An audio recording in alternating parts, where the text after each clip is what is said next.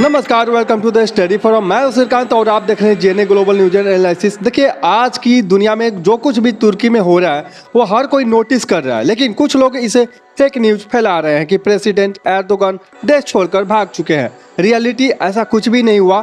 Erdogan अभी भी Turkey में है और जब तक वो टर्की की इकोनॉमी को पूरी तरह से तबाह नहीं कर देते ना, तब तक कहीं नहीं जाने वाले। आप हर जगह देख सकते हैं तुर्की ऑन फायर जैसे आर्टिकल्स एंड वीडियोस। कई रिपोर्ट्स दावा कर रही है तुर्की इज नाउ डिक्टेटरशिप, और एर्दोगन ने यह खुद कहा है कि प्रोटेस्टर्स जो टर्की की कैपिटल अंकारा में सरकार के खिलाफ सड़कों पे है, स्ट्रीट टेरर फैला रहे हैं। उनका कहना है कि तुर्की विल नेवर सरेंडर। लेकिन ये अचानक क्या हो रहा है? आखिर तुर्की में ऐसा क्या हुआ कि लाखों लोग प्रोटेस्ट कर रहे हैं? देखिए, दो बड़ी वजह हो सकती है।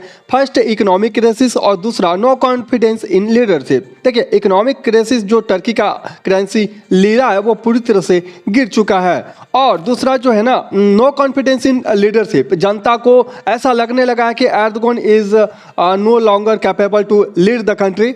अब बात करें इकोनॉमी की, तो तुर्किश लीरा कुछ साल पहले एक लीरा बराबर 11 से 12 रुपया हुआ करता था, लेकिन आज के हालात ये है कि 2 तुर्किश लीरा बराबर 1 rupees. Yes, Indian rupees is stronger than lira now, है ना। और अगर यही हालत रही तो आने वाले समय में लीरा और नीचे गिर जाएगा। अब सवाल यह है कि सिर्फ करेंसी क्रैश की वजह से लोग नाराज हैं क्या? तो इसका जवाब है नहीं। टर्की मिडिल इनकम कंट्री हुआ करता था, लेकिन इन्फ्लेशन इतनी हाई हो चुकी है ना कि लोगों की स्टैंडर्ड ऑफ लिविंग गिर गई है। रिटायर्ड पीपुल, जो लोग भी हैं जिन्होंने जिंदगी भर मेहनत करके पैसे बचाए थे, अब उनकी सेविंग की कोई वैल्यू ही नहीं बच रही है। सरकार वेलफेयर पेमेंट्स तो दे रही है, लेकिन वे इन्फ्लेशन को बीट नहीं कर पा रही है।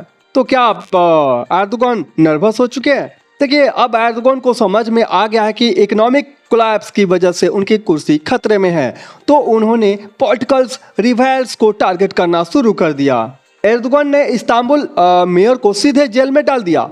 ये वही मेयर है जिन्होंने एर्दोगन की पार्टी को हराकर इस्तांबुल जीता था। अब एर्दोगन ने उन पर corruption, bribery, money laundering, supporting terrorism जैसे कई सीरियस चार्जेस लगा दिए हैं। क्या एर्दोगन अपनी कुर्सी बचा पाएंगे? अब बड़ी सवाल यही है, क्या प्रोटेस्टर्स इस्तांबुल के मेयर को बचा पाएंगे, या फिर एर्दोगन अपनी पूरी ताकत लगाकर इन प्रोटेस्टर्स को दबा देंगे? 2028 में इलेक्शन होंगे, लेकिन ऐसा लग रहा है ना कि एर्दोगन तुर्की को एक कंप्लीट डिक्टेटरशिप में बदल देंगे। एर्दोगन फ्ली तुर्की। अब बहुत से लोग ये अफवाह फैला रहे हैं कि एर्दोगन भाग जाएंगे, लेकिन सच कहूं तो नो चांस इसका। यूएस और यूरोपियन यूनियन पूरी तरह से चुप है। प्रोटेस्टर्स को लेकर कोई स्टेटमेंट तक नहीं आया। देखिए, अगर प्रोटेस्टर्स ज्यादा वायलेंट हो गए ना, तो एर्दोगन के पास मिलिट्री डिप्लॉय, इमरजेंसी डिक्लेयर और मार्टियल लॉ जैसे कई ऑप्शन हैं। तो अब सवाल ये नहीं है कि टर्की डिक्टेटरशिप बन रहा है, बल्कि सवाल ये है कि तुर्की अब पूरी तरह से डिक्टेटरशिप बन चुका है। आपको क्या लगता है, एर्दोगन को हटाने के लिए टर्की की जनता सफल होगी या नहीं? कमेंट करें, अपनी राय बताएं और वीडियो को लाइक और शेयर करें। Thank you for watching the study from जेएनए।